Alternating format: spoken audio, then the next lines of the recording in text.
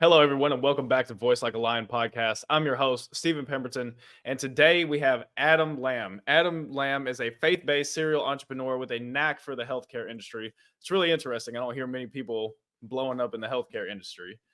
High performance coach helping doctors live the have it all life. Author of best selling book that has helped thousands quit alcohol better than the binge. Adam Lamb, welcome to the show. Thanks so much for having me, Stephen. Pleasure to be here.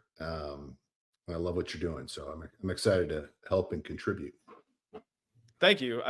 I'm excited to have you here because you're not just one of these gurus, and you're not just someone who's helped a lot of people quit alcohol. You're a faith-based person, and that's something that really interests me. And I love having people just like you on the show because we don't just dive into okay, how did you build your businesses? It's we get to go a little deeper, and it's now we get to understand why.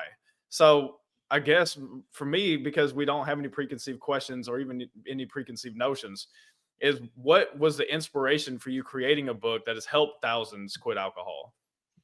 That's a great question, and I'll take you back in time a little bit. So, growing up, I didn't really. My dad wasn't around. He took off when I was 7, and he struggled with alcohol, and so I had a lot of pain around alcohol. Well, guess what I got into in high school? Alcohol. And and then after high school, I got into the nightclub space. So from like 18 to 28, working in nightclubs, just living in sin, chasing the flesh. And I had no zero spiritual. I mean, probably would have identified as an atheist, but I don't think I identified as anything. And so, just alcohol was a crutch. It was something that I wrestled with.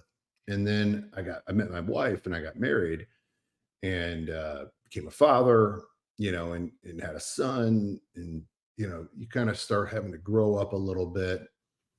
And then I reached this point about 7.5 years ago where I was like, I'm done drinking.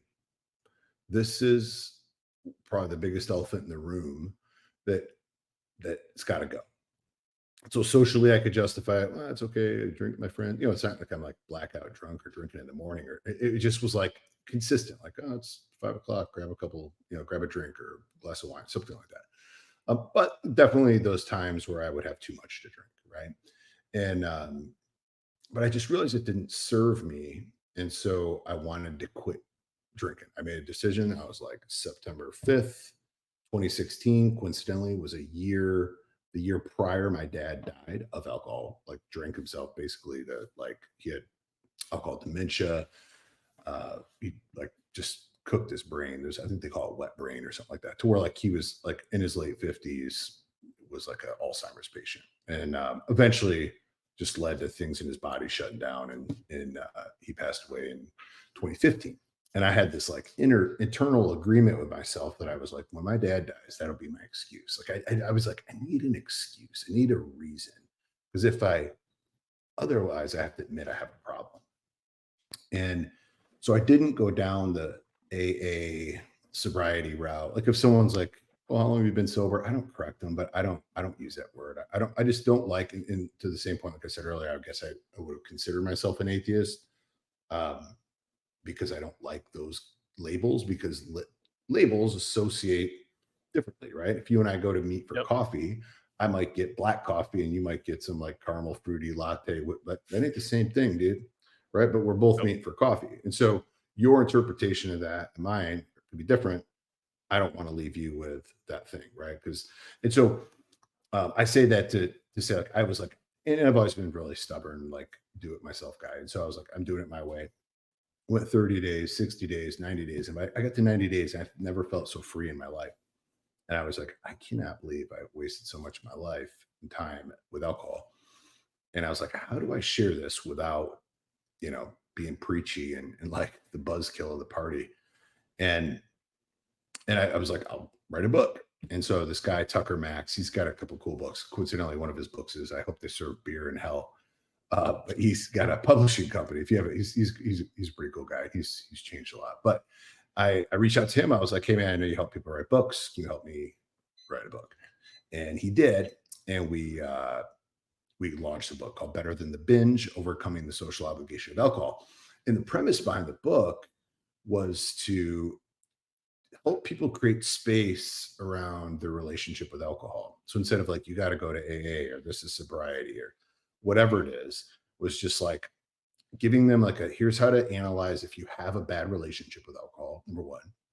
Number two, if you want to change that or remove alcohol, that's okay too. There's nothing wrong with that. And then giving them a pathway of like helping them make excuse for why. Because what I found was it wasn't me that struggled with not drinking anymore. It was everyone else struggling with, and Mm, it was apparent to me. It was like a Thanksgiving kind of family get together. Well, I was pretty close to that like 90-day mark. And everybody, like it was like, can you get your drink? I was like, no, I'm fine. Can you get your drink? No, I'm fine. Can you get your drink? Like it was, I was like, what the heck is wrong with everybody? Like it was like no one could, they couldn't take that I didn't have a drink in my hand. Right. And it's like, yeah.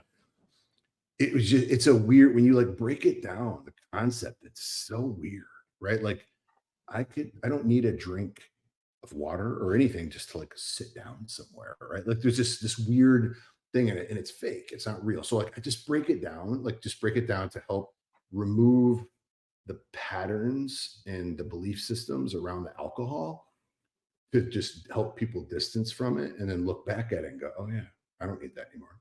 And so that's why I wrote the book. But part of it was going back again. I've always been into health and fitness, and so always being in health and fitness, it also doesn't make sense to drink alcohol all the time. That's stupid. Alcohol is poison. It's not good for you. Yep.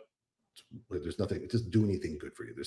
I've never met anyone that quit drinking that was like, man, I just wish I was still drinking. Life was a lot like maybe it was easier because alcohol's a liar and you're numb and you're living in disbelief or in a fantasy land, but it's not ideal. But in removing alcohol, I was able to look at my ability to be a husband better. I was able to look at my Mm, ability to be a father better, and business wise started taking off. Right. So then you're talking about I was a pretty fit guy. Family started getting on fire. Business started getting on fire. The last thing that was lingering, no faith. I was just like a whatever, maybe a universe guy. And then 6 years ago, I mean, almost to the day now, someone gave me a book, the Jesus Calling book. I think it's sitting here on my desk, and I read it. God spoke to me through that book, and wow. I was like, I'm gonna go get a Bible and figure out who this Jesus guy is. I didn't know. I didn't know anything, which was cool because I came from this perspective of a relationship with wanting it, like I'm gonna get to know who God is, as opposed to like, well, I'm Lutheran, we do this, or I'm Catholic. I didn't know Yep. anything. I didn't know any different. I didn't know any religion. It was like this pure, straight relationship with God, reading the Bible, reading His Word, speaking to me through that, and it was just a blessing the way it did it that way. And I mentioned it that way is because that was the last. That was kind of like the final piece, and then when that happened, like everything, you know, where I'm at in life today, I could have never even imagined, and there's no way I could be here without my faith, and there's no way I would be here if I didn't remove alcohol. And so it's like I can see where all those things work together, and God just did it the way He did. Like God will meet you where He's like, oh, I know your ego and you're stubborn, so I'm going to pump the brakes and let you feel like you did this on your own. And then later on, I'll show up and you can be like, it's like a little kid thinking like, Yep. and then dad eventually, it's like dad's going to do it and you're thinking you're doing it. And later on in life, you'll kind of figure it out. So God kind of worked me that way. And then here I am today. And so that was kind of the story of the alcohol. Yeah, through that process. The second part of it that's super important is in quitting alcohol, I was open about it. Shared, hey, I got a book, quit alcohol, quit drinking, changed my life. And so what that did though is there's a certain power that of being vulnerable, saying, hey, here's a Hmm. decision I made that's uncomfortable to share. Um, Talk about, you know, my problems with it and challenges and how I overcame it. And then comes Jesus. And guess what? I was able to do real easily share my faith, talk about my faith. Like when I meet people and they're like, man, how are you so bold in your faith? I'm like, dude, I'm only like 5, 6 years in. How come you're not? Right. Like I was like, same God, same book. Right. I don't have a different version of the Bible. I don't have like the superpower edition. Um, and so, but I think it can help inspire some people to kind of get more fired up and be vulnerable to that because the world is attached so much shame and guilt and like disconnect, like don't discuss religion or politics. I think we should discuss those because that's what moves the world. And so give me a lot of certainty and kind of power in sharing my faith after sharing, like, my conquering of alcohol. That's a beautiful story because I can relate to that. Alcohol's never been my thing. I've never really drank. I've had some drinks, never liked them. It's just like the taste. I could never get past the taste. Now, the thing that I've noticed in my family is that when we get attached to something, we get addicted quick. Like for me, my addiction was pornography. That was something I was exposed to at 7. And after that, it was just stuck on it for years. And then I was very much in the same place where I had to be open and vulnerable with it and just say, this is what I walked through, this is what I did. And what I found to be really fascinating is there's people who they've walked through alcohol addiction and pornography addiction, those this an addiction. So walking out of an addiction is very similar. And the one addiction that I've seen that most people don't want to talk about, and especially you being in the health space, is food. I know for me, one of the biggest things that has never served me is desserts. Like those all the added sugars, processed sugars, all these things, they just go straight to my hips. And then I get fat. I sit there and on top of that, you end up with heart issues and all of these other things.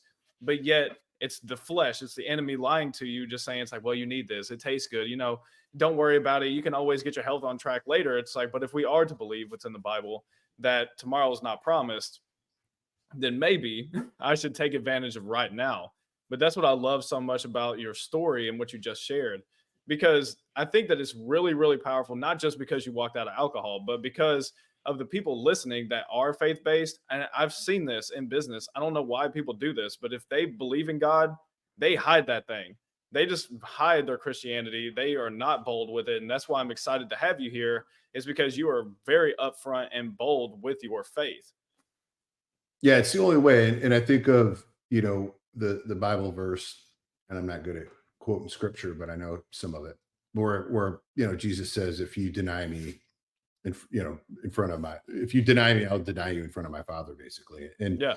And like that's a scary thing. And so for me, I would rather someone not want to work with me or not get a deal or something like that, because now I don't run around thumping my Bible at people. Like Yes. that's not also what we're called to do. We are called to be like Christ and trust the Holy Spirit to lead us into conversations. Specifically, I work with people that are Jewish and Muslim. I don't like, cool. I'm not in here trying to Yep. flip your faith, but I am going to show up as the man that God's created in me to be, and to be a good example. Because there's a lot of people, like going back to the sobriety or claiming different things. There's a lot of people that are Christians that are total scumbags. They're not good people. They're Hmm. bad people. They're using a label, and that label is destroying Yep. a potential relationship with someone with God. And that's that's sad. And so like when someone asks me, so you're a Christian, I'm like, well, what's that mean to you? Does that mean something bad or something negative? Get to know who I am and you'll see what Christ has done in me. And then you tell me what I am, right? And yeah, it's the most important thing. And so when you put God first, which, like, God is first in everything I do. It's God's first in this conversation, God's first in my marriage, God's first in my business, God's first in my body. And which is also why when I look back at that, like, as Christians, we can say, alcohol, you drink alcohol, you're a terrible person, which, I don't judge. But at the same time, I'm like, Karen, you're 80 pounds overweight. That thought the body's the temple. Or you get a tattoo and they're like, oh, you're going to hell because, the body's the temple. And I'm like, you have diabetes, high blood pressure, you're 100 pounds overweight. How are you a warrior for the kingdom of God? Right. And I'm not trying to make you feel bad, but shut up with pointing Yeah. the fingers. Right. And so, and I think, like right now I'm doing 21 days of prayer and fasting. So Same. for 21 days, I basically fast for 21 hours. So I eat from like 6 to 9 is kind of my window, 6 p.m. to 9 p.m. Every day. And so I'll do that for 21 days and I'm done. And it's funny because fasting and like prayer and fast, like fasting, or like today in today's world of fasting, it's like, I'm going to not do social media for 30 days. It's like, how about you don't eat? Right? Like, how about you change your diet? Like, how about you commit? Yeah. It's like those are the things that we can be self-righteous in the path of like I could judge my non-married friends because maybe they're uh, having sex with their girlfriend, right? And I could be judgmental, but listen, I have a really good relationship, intimacy relationship, sexual relationship with my wife. So like I can't I'm not in their shoes, but I can guide them. I can lead them. I can explain to them where things might be falling short or some of those things as well. But I don't want to judge. I just want to share Yeah. what I know, what I read in the Bible, what I believe. And then through that, I've had a greater opportunity of leading people to a closer to Christ and to a better version of themselves instead of judging, condemning, which, but I don't think we always have the right to do. Yeah. And that's why I love that what you were saying was you've only been in faith, known God for 5 or 6 years, but you know God. There's people who are Christians who don't know God because, and that is a very contrarian way to look at it, but that's true. Like you can sit there and grow up in the church Mhm. and you can go through all of the different ritualistic things to make yourself seem like you are a follower of the Lord. But unless you actually have the relationship, which is what the whole New Testament talks about, it's really what the whole Bible talks about, Yeah. then you're missing the mark. Because, I mean, at the end of the day, that's what we're called to. We're called to that relationship. And that's what the power of the 21 days of prayer and fasting, like what you're saying, is taking that time to cut out the static and talk and be closer to the Lord. So I would love to hear some of your experiences with the healthcare industry because that's just not one that I hear very often. Yeah. And so what's a little over 10 years ago, so I've always been in health and fitness space. I did a lot of nutrition coaching. I was doing like online coaching before it was like popular to do online coaching. And I had some high profile clients. And I was like 28 when I 26, 28, not when I got started, but kind of at this point in the story. And some of these guys were in their 40s and 50s. And I realized that like some of the results they weren't getting was because of a deficiency in hormones. So Mm, I'm like, hey, testosterone might be off or this or that. And uh, they would come back and like, dude, my doctors don't know anything. And I had studied this stuff because I had low testosterone as a kid from a bicycle injury when I was younger, a testicular injury that I didn't attach it to till later. But when I was 19, I had the testosterone of an 80-year-old guy, and well, it was hard for me to find a doctor that would like understood treat me. I was kind of, a freak case, but it required me to do a lot of educating because these guys didn't know. They don't teach them that in medical yeah, school. And so I had a skill set in that in a learning, I read tons of stuff, research. And so I would mention this to the guys, they'd go to their doctor didn't know, they'd come back to me, and I'm like, well, tell them to do this blood work, you go get it done. He's like, hey, they don't know how to read this. I'm like, here's what it says, tell them this. And then they're just like, can't you just do this? I'm like, I'm not a doctor. Well, so what I did, and it triggered me in that time is I can find doctors that know how to do this and I can connect patients with them. And I was like, oh, that's telemedicine, which wasn't popular. So it was, this is like 2011 when I'm putting this deal together. And so in 2012, I launched my telehealth company. So it's really like a platform to help manage basically the service. These are all high net worth guys, right? So this is like yeah, 5-star. Um, these guys would send me pictures of hey, I'm going to eat. Here's a menu. What do I order? Like I would have to be like on the call, right? And so, but I got to charge decent money for that to have that accessibility, and I had a knowledge and skill set. And so what happened was I kept getting more people. I mean, at one point, 150 doctors were clients of mine. well, They didn't know, right? And so, yeah, I mean, all kinds of massive organizations, celebrities, people you see on TV every day are clients. And so, um, building that out in the healthcare space, I just solved the problem. What I realized, I was like, man, I barely graduated high school. I have no healthcare training. I have no business training, like formal, right? I've read hundreds of books, which I highly recommend to yeah, everybody. Read books, especially Christians. As far as nice, I was talking to this young man today, and I mentor a lot of people.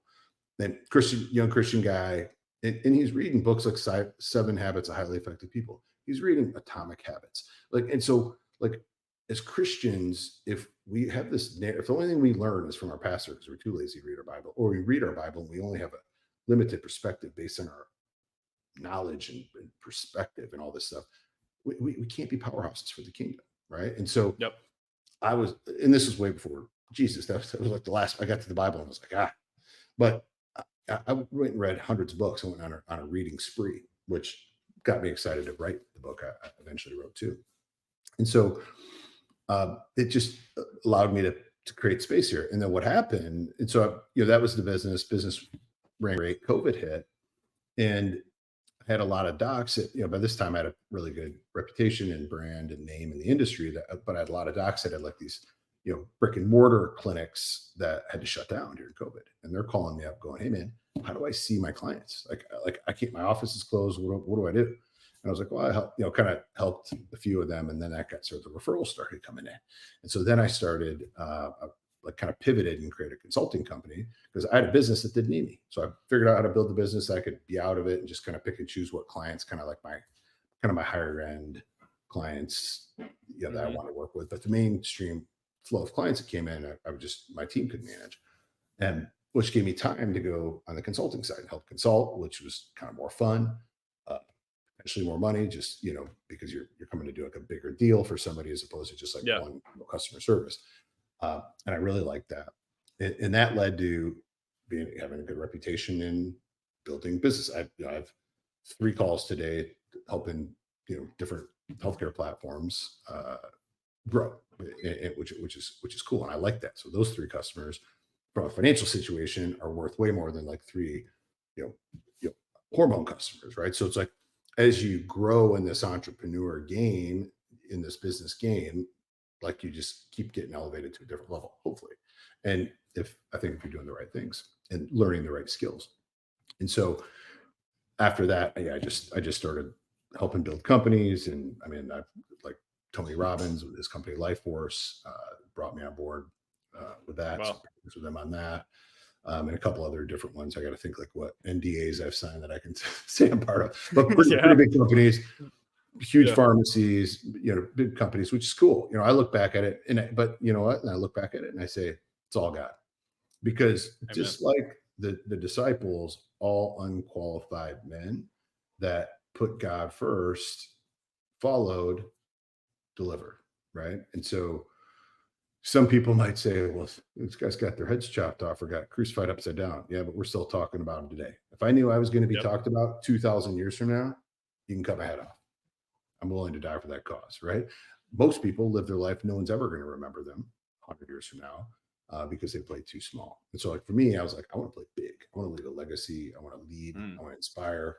And if I can make a bunch of money doing it, awesome. Because there's nothing wrong with that either. That's another problem we have in Christianity is we like demonize, like if you have money, you're evil. It's like, that is the craziest thing I've ever said. Number one. Number two, guess when I thought about money the most? When I didn't have any or when I had plenty? When I had plenty, I don't even think about it. I don't know what the bill is. Someone's like, how much does it cost to fill? I don't know. I don't know what my airline ticket was I just bought, because I'm not worried about money. I'm not thinking about money, Mm. right? I don't love it. It's just a tool, just as a flow. But when I didn't have any money, I couldn't look at it that way. I was worried about money. I was thinking about money. I was obsessed with money, checking my account. Do I have enough? Do I have enough? Can I? Can I? Can I? And what we can look at it as like the obsession of money, whether we have it or not, is the actual problem, right? That's the love for money. When we don't care about it and it just flows because it's in abundance, which we're called to have as Christians. We're called to own, Yep. we're called to be, we're called to be the wealthiest in the land. And when we have that, uh, God can use that. He can't use it. He can't use a scarce mind. Nope. He needs to use an abundant mind. And so I've just been like, surrender. Hey, Ryan, what do you got? Cool. That guy wants to talk. Okay. Cool. That guy wants to work. Okay. Cool. Like I'm not going to try to, well, I don't know if I can do it. I'm like, God, I don't know if I can do it, but you can. So here I am. Yeah. I try to I think of the things that get me excited when I know there's no way I can pull it off, and I know that God's gonna have to show up. And he always Wow. does. And so if Yeah. I know like I can slam, it's like trying to slam dunk a 5-foot hoop. Like I can do that. Don't need God to do it.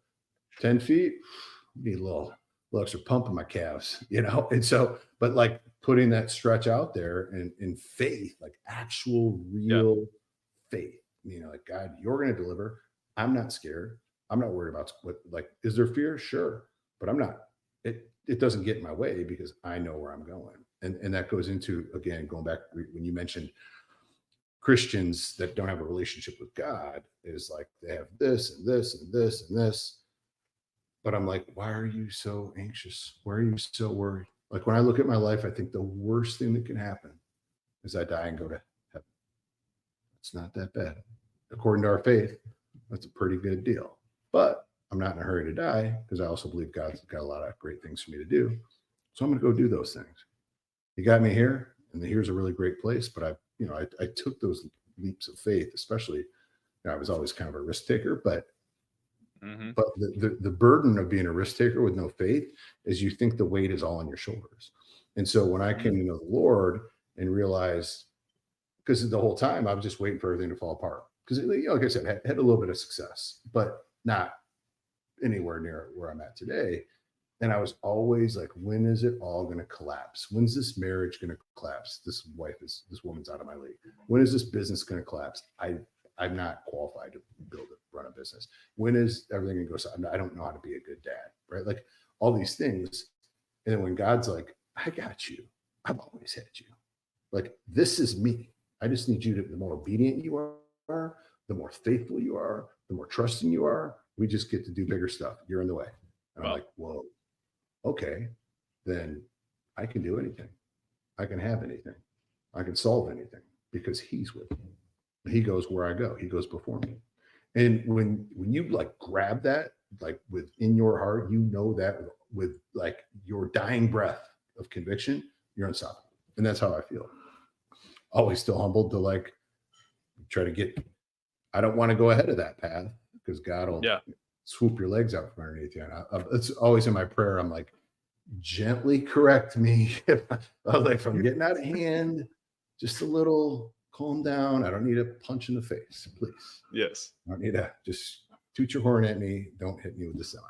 And so, because, I like to go fast. I'm a bold personality. I'm doing a ton of stuff. And without letting my, I've done a good job at getting my ego out of the way. But sometimes, ego and confidence and conviction, they kind of wrestle and they're going to try to, the enemy still wants to come and try to have his way as well. And so that's why I like getting close to God, just multiple times a day. Like, Lord, is this like, do you want me to do this? Like, I'm stopping, I'm submitting to the fact that I don't know. I need your help. I need you to show me something. Like, and maybe it's just that time of pausing where you're like, maybe I shouldn't say that. Right.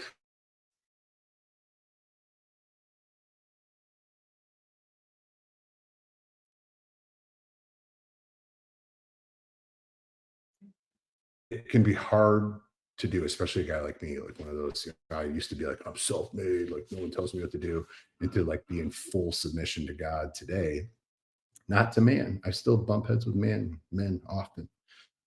With God, I don't. I submit, right? Because that's who leads me and that's who I answer to. Man, I'm doing everything I can to like contain myself because of everything you just said. That, oh my goodness. Because the one big thing that I heard you say, and I love it being put this way, is God does not call the qualified, he qualifies the called. Because if Jesus would have called the qualified, he would have picked the Pharisees, he never would have picked the disciples. So yes, maybe those disciples, they ended up dying in some excruciating ways, but the same way that you said is, do you want to be remembered? Because at the end of the day, they are still remembered. We're still reading their stories, and they're still making a impact on all of us. And for me, you were sitting there talking about wealth, and I'm so glad that you talked about it because I was going to bring it up. Is Christians have this issue with making money, but yet in Deuteronomy 8, the only reason I know this, I've been having to study this one verse. In Deuteronomy 8, it talks about that God gives us the power to create wealth. It actually says that in the New Living Translation of the Bible. So why do we have a problem with it? Money is the number one topic. Thing. Yeah, money is the number one in the topic. Bible. Yes. When you tell people Jesus talked about money more than anything else, more than heaven, anything else, more than hell, more than sin, and they're like, "Wait a minute!" I'm like, "You don't know your Bible." So pause. I know mine. That's why I shared that fact. You can go, look it up. But realizing, because God knew that money would be such a foundational piece of how we transact who we are, which is just why when you look in the world and you think of most of the people with the most money are usually wicked. They're not Yep. great people. And we are called to be ready for the wealth transfer. End times, wealth transfer, the money going from the wicked stored it up, it's coming to the righteous. I believe it. That's also in the Bible. But if Yep. you got your hands in your pocket and you're sitting on your couch, it's not coming to you. If you're out ready to receive with a plan to produce and a plan to help the kingdom, further the kingdom, doesn't mean you can fly in private jets, you can have Yeah. $10 million house, you can have all those things too, right? You can have, like, I hope you're also contributing to the kingdom. And so, but we're so brainwashed and taught by society that, like, we're supposed to like we're supposed to be in poverty. And, like, I mean, I grew up totally poor. I grew up with a total different belief system than I have today. I grew up thinking anyone with money was evil or bad because most people can't comprehend how to make money. And then Yeah. I started hanging out with people that had money, and I was like, they're not that different than me. They just have a different perspective. They're not, most of the guys that I know with money, they didn't go to college. They're just hustlers. Like, they know how to build stuff. They know how to get stuff done. They're willing to work. Like, if you want to show up at 9 and clock out at, 4:59 every day, great. You can have that life. But if you want to go earn, it was funny. I was having dinner. A buddy of mine had dinner Saturday night together, and I have a Ferrari. I got a 2022 Ferrari F8, and it's a sweet car. It's a dream car. Every time I get in, I'm like, praise the Lord. And but I was at the valet, and I dropped it off when at dinner, came back, and I was pulling back up. And the young man at the valet is like, sir, if you don't mind me asking, he's like, what do you got to do to get a Ferrari? And I was like, you got to be a business owner. And he's like, how do I do that? And he was like talking about this IT school he's going to. And I was like, well, you likely start with sales and start learning business, start reading books, find a mentor. And he's like, well, how do I find a mentor? And I felt the spirit was like, Adam.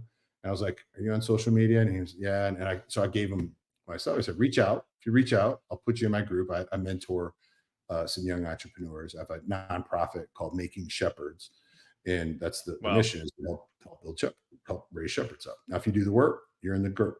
If you don't do the work, I don't have time to answer your call because I got to help other people that are actually doing the work. And so getting them in, getting them fired up, getting them reading some books, getting them learning. And it was funny in that situation. Like, that's why it just occurred to me, like, in that scenario, where asking him, because, like, and I was saying, like, who I don't know anyone that drives a Ferrari or a Lamborghini or Rolls Royce that isn't a business owner. I don't. Yep. They don't. And so, to some people, they don't like car. Like, I love cars. I've been, like, since I was a little boy. Like, these are childhood dreams. Even when I got the Ferrari, like, it was a great deal. I got a great deal on it, and I said, Lord, you know what your child wants. Your son wants it. You know what I mean? Like, Yeah. my answer is yes, but I don't want this car if you don't want this car. And the deal Wow. happened, which it was just it was like, it was all Jesus. Like, it was literally this. I won't go into the details of how the deal worked, but it was one of those, like, I couldn't even have come up with that. Like, the deal was, like, Yeah. basically like 8% even better of a deal than I could originally got. And I was like, all right, that's all you were getting the Ferrari. But I think God likes that. Like, God wants to show off. Yeah. He wants to like, I took it to church Sunday. Yeah, I drive to church, and some people will see the Ferrari and go, heck yeah, praise the Lord. And some people will be like, Ferrari to church. Who's this guy think? And it's like, that right there was for you to wrestle with your faith today, right? Wow. Forget the whole message. If you see that Ferrari and you stir something negative up for you, you don't have to go to church today. Sit in your car, have a conversation with yourself. Say, God, why does that bother me? Why does success, wealth bother me?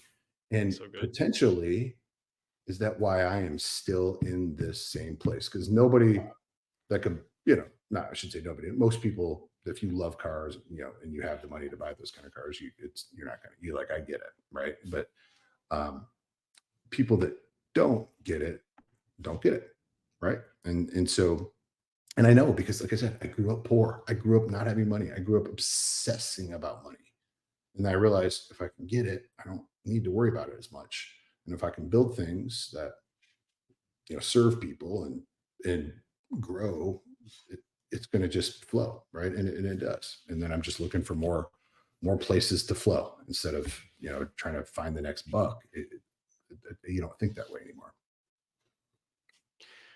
I'm telling you, I'm about to come through the screen right now because that because honestly, that has been one of the biggest things. I've been on so many podcasts. I've been on well over 100 at this point in the past couple of years, and I've always get asked this question. It's like, when did you know that you were going to be successful in business? It's like, well, I defined successful first off. What does successful really look like? Because I don't believe I've achieved that yet. I don't know what successful looks like. I don't know if you ask Elon Musk if he considers himself successful or if he's still on the journey until he lands on Mars. You don't, what's your definition, first off? Secondly, is I've done stuff in my business life that my family has never done. Now, what inspired me to do that is I remember I grew up and both of my parents grew up extremely, extremely poor.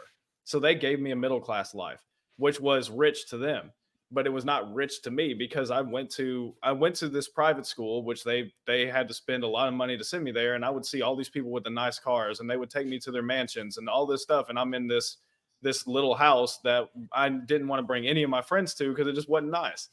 And I remember playing Need for Speed Most Wanted. It was this video game on the PlayStation 2.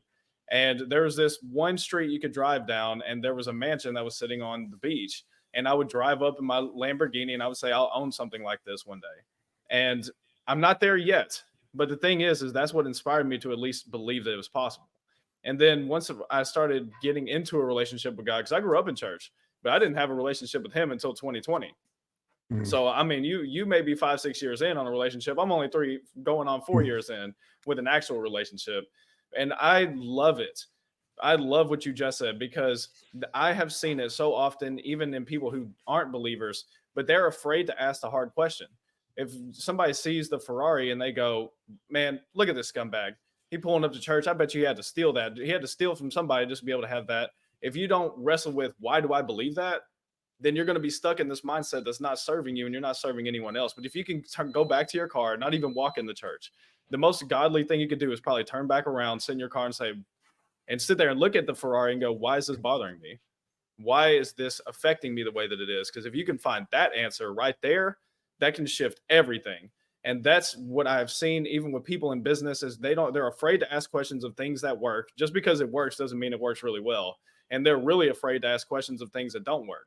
They just try to cover those things up. But asking the hard questions in faith and in business is what I've seen to have exponential growth for not only me, but the people that are around me, the people that are in my sphere of influence. And there's two things in there that you mentioned is, one is that you will block your blessing based on your belief system, right? Mm, If I want to give you $5 million, but your belief system like is so negative about that $5 million that who knows what terrible things you might go do with that $5 million. yes. So God's like, not yet, right? It's just like my son he's 15, he'll be 16 in May, and he might think, hey, I've been playing Need for Speed 2. I can drive that Ferrari. Not yet. You're not ready yet, right? So God will, but if we never prepare, we will never be blessed. He will pick somebody else. That's my Yes. biggest fear. That is the fear of the Lord, is that he will pick someone else instead of me because I'm not willing to step out in faith. That scares me to death. Here I am, send me every day, every morning, all day. I want Mm, that because I want to be chosen to do those things. And so, that is something that if we can attach to, like, is my belief system blocking the blessing? Then, right. And even you, like, driving, in the video game, dream car, dream house, like getting into that flow, there's nothing wrong with it. The amount of Christians I've talked to that they're like, man, like when you get really honest with them, and that's the second part is, and they can admit that they're like, I just, I got a problem with money. I have so much guilt and shame attached to me potentially making more money and me wanting to have money. I have guys that I'm like, how much more money do you want to make? And they're like, well, I don't know. I'm pretty blessed. I'm like, how much? They're like, I don't know. It's, things are good. We're blessed. And then I pause and I show them, like, do you see how much guilt and shame you've attached to blessing? That well, you make $500,000 a year, you can't even, is it a million? Say a million. You say, I would like to make $1 million a year. Like, and if you feel guilt and shame to that, you have a faith problem. You have a belief problem. You do not understand God in the Bible because to him, it doesn't matter. He's Mm. willing to give. If you plenty of stories, plenty of parables about him Yes. blessing those that were, the story of the three talents is one of my favorite, but there's just tons of stories in there. And it's like, I'm sorry that broke minded, limiting belief pastors have brainwashed you to believe that this is bad. It's not. Read the Bible, see for yourself. It's okay, right? And then that's how as Christians we take the power back. Now, the other part to the Ferrari analogy is most people wouldn't want to approach Christians and ask that conversation of like, tell me how you got that for, like they want to hear the story because then they're going to hear something from me, like I just said about self-limited beliefs and low faith. Uh, and it kind of goes back into them. And same thing with the gym. You and I could both go to the gym every day, see each other every day, every day, every day, every day. And I might look significantly different than you, right? Yeah. And because I've had guys ask me this question where they're like, I see you at the gym and like you look this way, I go to the gym, same time, like I'm here for 2 hours. Why don't I look much different? Well, your effort's bad, right? Your nutrition's bad. There's other parts of it, right? There's other Yes. parts of it's like, yes, you see me at church every Sunday, but I also don't leave my bed before I pray before I leave my bed. I pray before I get into bed. I read the Bible before I go to bed. I share scripture. I have godly conversations about it. Like I'm sitting by myself, praying, speaking to God, meditating, doing all these things, like trying to connect, I want more, right? And so there's a difference of like, and then how I believe. Like my shirt, it can say like, God over everything or whatever, but does my heart say that? Right? Mm. The Lord knows our heart, not what we say, and not really what we do, right? Because we can do a lot of things. We can serve at church and we can do all these things, but if our heart still doesn't trust, he just wants trust. It's trust. Do you trust? Do you trust? That's what I like about tithing. Tithing is a great way to show Yes. trust because money is the number one thing talked about in the Bible. Where a man stores his treasure is where his heart is. And if you're unwilling to give up your money, then you probably have a faith issue, right? And I, going new to the faith, I was like this tithing thing of like, I'll throw a little in, and I want to see kind of like where it's stacked with like what the church, like I just, like I want to have the entrepreneur business guy Yeah. had an opinion about that, right? And then I kind of got around some like faith preachers and prosperity preachers and realized like, okay, I'm going to give more. I don't want to give 10%. That's what God asked. But what's if I give beyond that? What happens? And then all of a sudden, whoop, next year, huge year. All right. What's if I go beyond that? Next year, big, last year was the year I started the year off with prayer and fasting. All the other things, my daily prayer was consistent for the year. My started the year off with prayer and fasting.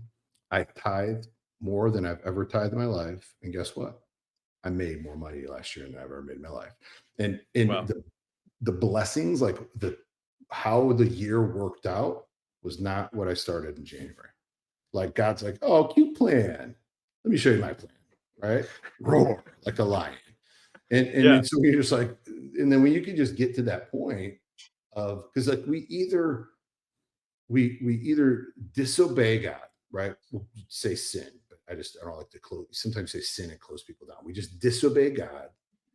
And Yep. then we end up in a place where we're like, God, why aren't you here? And God's like, because I told you to go this way and you went left, right? The other part of it is God's like, all right, we're going to go this direction, but I need you to be willing to pivot and submit. And I'm like, yeah, okay, that way. And I go too fast, right? I want to outrun God. I got it. I'll get there first. But there was a left that I was supposed to make. So now I'm like, hey, listen, I'm going to sit in the passenger seat. You're going to drive, and I'm just going to sit here. And if you want me to drive, happy to drive. You tell me where to turn, but I'm going at I'm just obedient. That's all I want. Obedience, and communion. So I can hear from you and I can follow. Otherwise, I'm doing my own thing. If I'm being honest with myself, if I'm not in communion with you, God, and being obedient to your word, I am doing my own thing. How can I expect supernatural blessing if I'm doing my own thing because I'm not supernatural, Wow. right? And so Yeah.